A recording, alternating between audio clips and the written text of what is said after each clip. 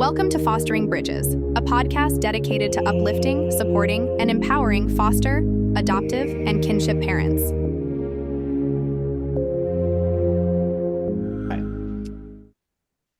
Well, today I have a special guest from Oregon. We have Brooke with us from the Contingent, is your guys' current name, right?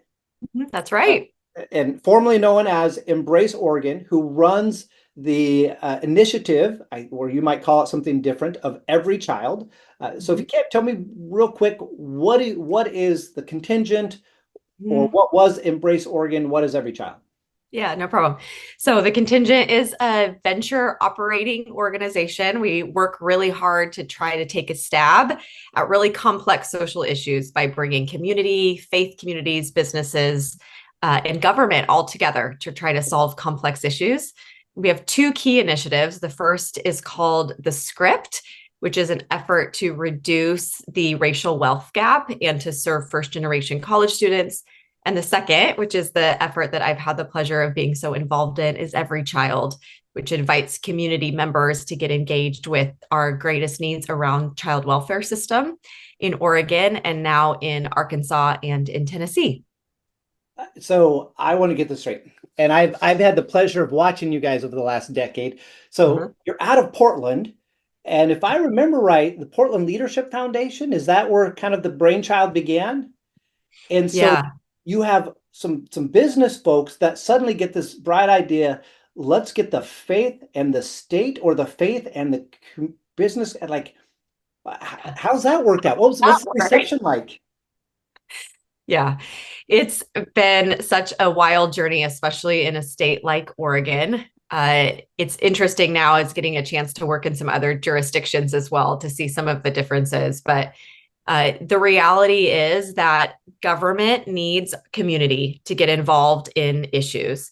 And the relationship that it might hold with the community is vastly different depending on even what county you live in a state. So in Portland, it began with just 4 faith communities with curiosity around what were the needs within the foster care system in their own backyard. And it came really with some embarrassment about not understanding the complexities of the system, or really even that there were kids that needed homes. And so those 4 faith communities started wrapping around their local child welfare office, and the effort didn't have a name. It just started to build momentum. And as that momentum built in Portland, more faith communities started getting involved, and then some businesses came to the table, and we felt a need as an organization that, gosh, we got to name this thing. And so we named it Embrace Oregon to start, but it was just a Portland-based effort. And so as we grew, that started to feel confusing. And so we've rebranded, in short, Dwayne, to be Every Child. And I had the pleasure of helping to build some infrastructure and more of a formal initiative around Every Child in Portland as the momentum continued to grow. And then to get to share that effort in other counties across the state of Oregon, and now in some other states.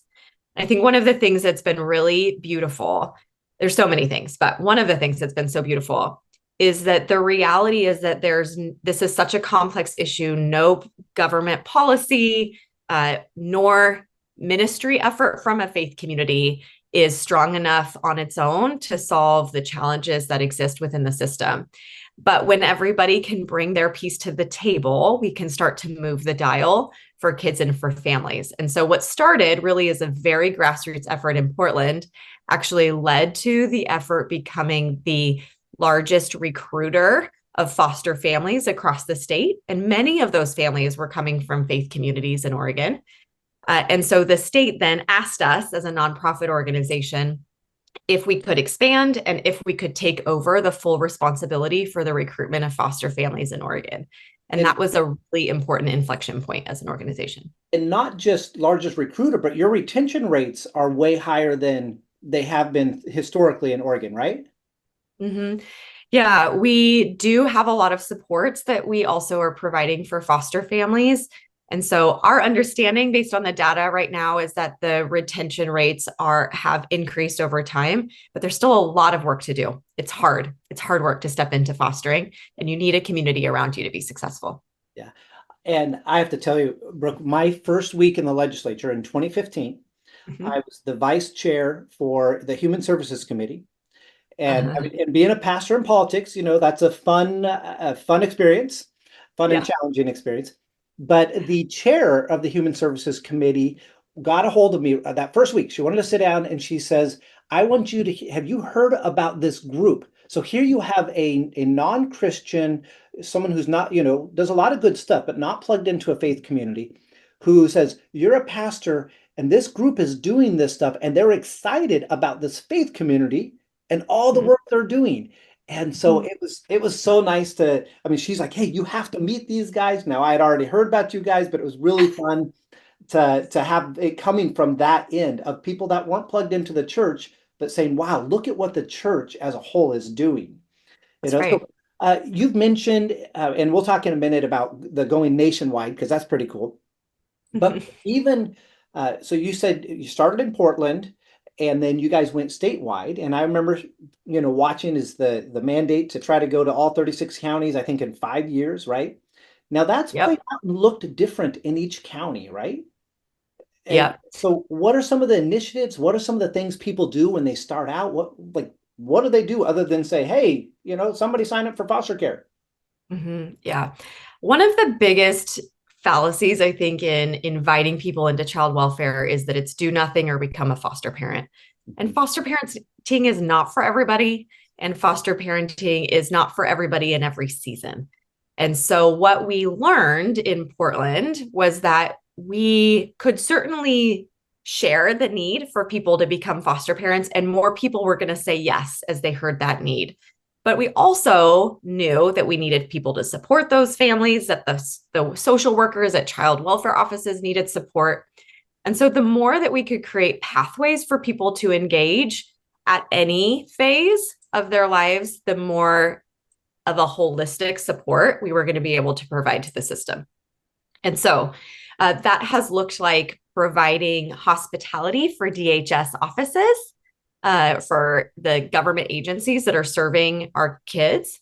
It's looked like doing makeovers of visitation spaces where families are actually visiting with their children while they're working hard to reunify.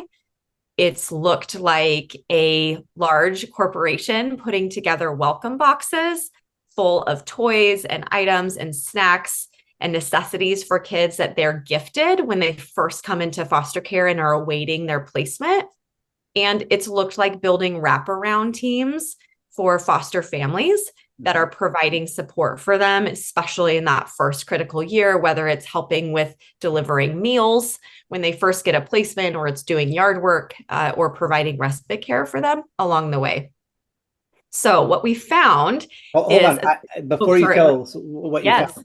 I can't leave it because you mentioned the welcome boxes. Yeah.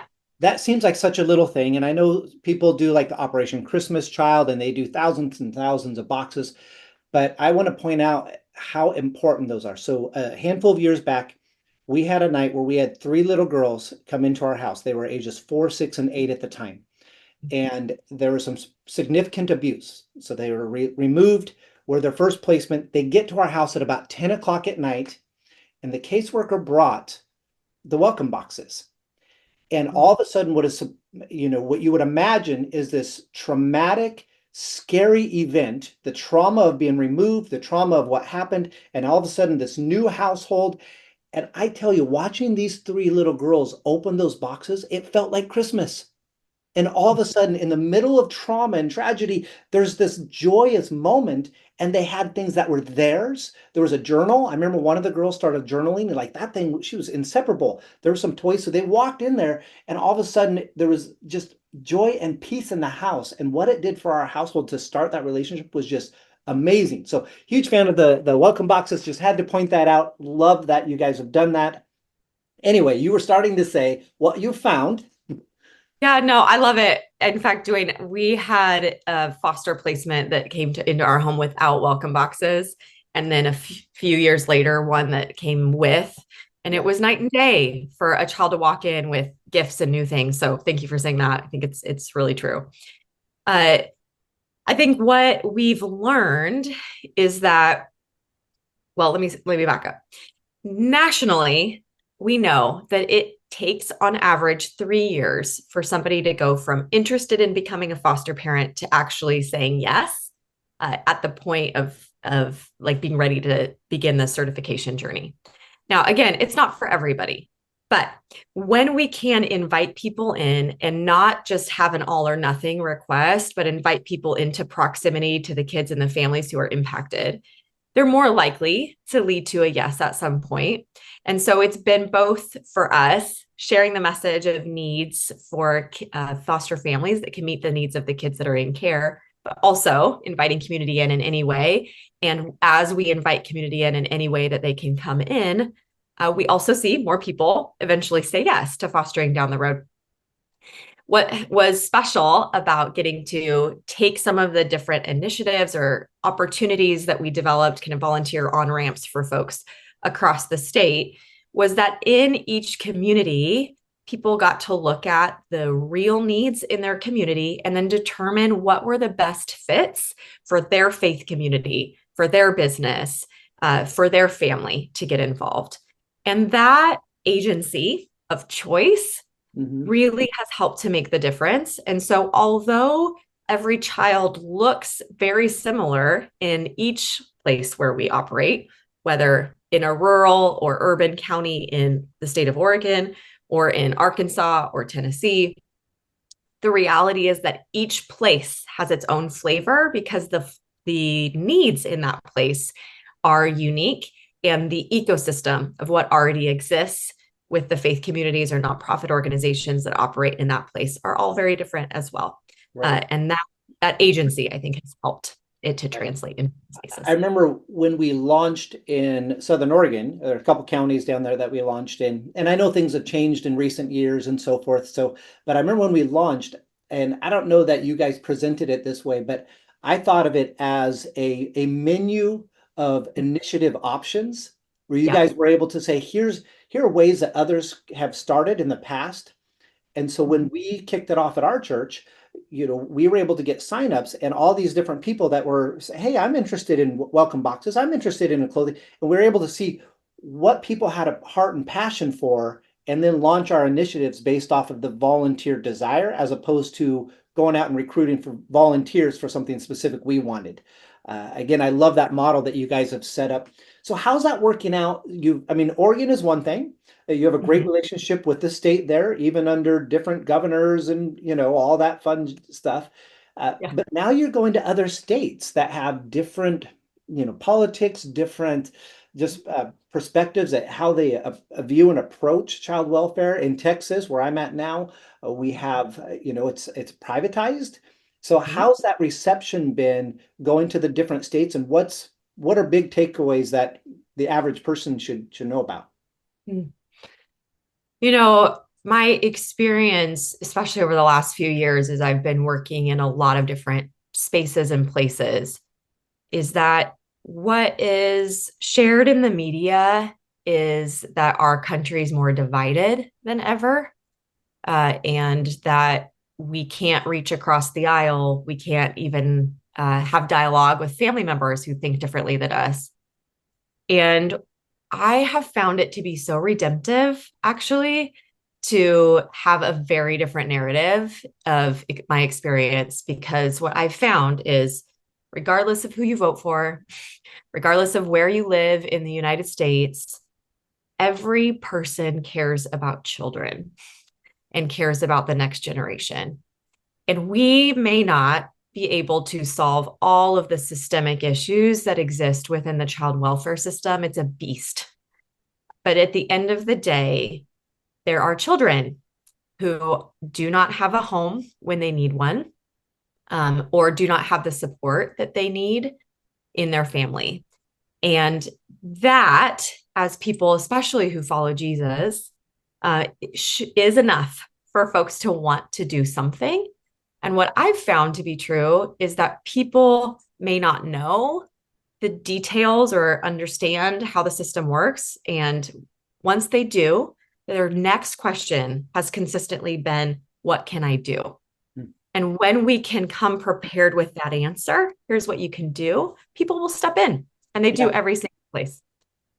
The reality, though, is that it can feel really overwhelming and confusing to know where to start. And especially in a place where there's maybe multiple organizations or multiple private placement agencies that are doing work, we can't expect someone who's just learning about foster care to know the difference between CASA and another organization and what the volunteer requirements are. So our role has really been to help to simplify that for people and to approach this from the user experience, from the community member, because I was there, a decade ago. I was myself trying to figure out what are even the needs of kids in foster care and how can my family get involved and help.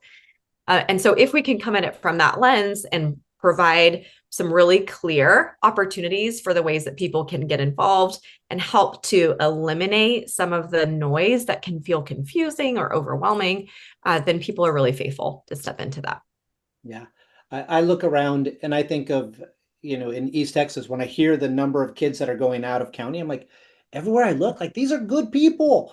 These are people that, love Jesus and love other people. And so why aren't they taking care of the kids? And my conviction is it's because they don't know. I know. They don't know the problem and they don't know how to get involved. And the leap from not knowing to having a kid in your house is too big of a leap for most people to take. So finding those ways to get them plugged in is amazing. So yeah. And I will say too, the ask to foster a child is a very big ask for a family. And when we can make that ask with a guarantee of supports that are going to be in place for that family when they say the yes, it also makes a tremendous difference. It feels really different to say yes to inviting trauma into your home if you're doing it alone than if you have a community who's saying, we're not able to bring a child into our home, but we're with you in this. Right. You can expect these sorts of supports from us as you say yes. Yeah. And again, I remember when we launched it in Southern Oregon at our church, and all of a sudden this light bulb went on for some folks, and our home group they would pray for us, but never really thought much about the fact that we had all these children that we didn't create in our household. All of a sudden I wake up one morning and there's a leaf blower, outside my window, and the entire home group showed up and did all my yard maintenance because that's what they were good at. One of them owned a company. And so it was just amazing to be like, wow. And he's like, Dwayne, I'm not taking a kid in and I'm never going to. I have too many kids as is, but I can help you and help take some of your burden off so you can focus on them. And that's the sort of thing where if we can just step up as a community to embrace Oregon, embrace other foster families, embrace people who are doing this, then those who are able to say yes to a child have the support to keep saying yes. So, as we wrap up, I really appreciate you taking the time, but if someone's hearing this, they're not plugged in, they may not know of any sort of mobilizing agency or organization, they may not have a church who's involved. Somebody's just listening to this and they're like, wow, I don't even know how this landed in my podcast list. What would you tell that person? What's their next step? I think I would tell that person two things. One, the best next step is just to learn. And that can come in a lot of different ways, whether it's Google searching foster care Texas, or it's starting to listen to podcasts like this. There's a lot of resources out there around foster care to just understand where even the needs exist. The second, though, is that in every community, there are organizations and faith communities already working in this space in some way. And there are agencies, whether in Texas, private placement agencies, in other places, child welfare agencies as well, who are working every day with kids and families and who are in really thankless jobs, but on the front lines doing work with kids every single day. So for us, when we look back like this 10 or 15 years ago when this all started, it started really boldly with calling a child welfare office and asking for a tour and beginning to just learn what even the process was. And it was then coupled with a response to that as we did a tour, then could we bring lunch for the team? Could we help to provide paint and activities for kids as they're meeting with their parents? And those small steps of just showing up and being present were actually the whole ballgame. That was the most transformative work in building trust and relationship, and then ultimately seeing needs and responding. And it's how the church is wired. And so in a lot of ways, it's natural for us. And in other ways, like there's a lot of noise and a lot of things going on in everybody's life. And so it does take some intentionality. But I would encourage people that it's not actually as big as necessarily starting a nonprofit. It can be as small as making a phone call and showing up and asking questions. I love it. If somebody wants to learn more about Embrace, I keep calling it Embrace. Sorry, I'm working on it. I know. Every Child and the Contingent. So if they want to learn more about Every Child, that specific work, or your broader work, the Contingent, how do they find you guys? Yeah, you can find us on social media. You can find us on the web as well. everychildoregon.org. If you're in Arkansas or Tennessee, it's Every Child Arkansas and everychildtn.org. The Contingent is thecontingent.org, and would love to have more people involved. Great. Thanks for coming on today. Thank you. Thanks for having me. Thank you for tuning in to another episode of Fostering Bridges. We hope today's conversation gave you new insights, encouragement, and a reminder that you're not alone on this journey. If you found value in this episode, please share it with someone who might need it, and be sure to subscribe so you never miss an update. Remember, building bridges in our families, our communities, and ourselves is a continuous journey. Until next time, take care and keep fostering those bridges.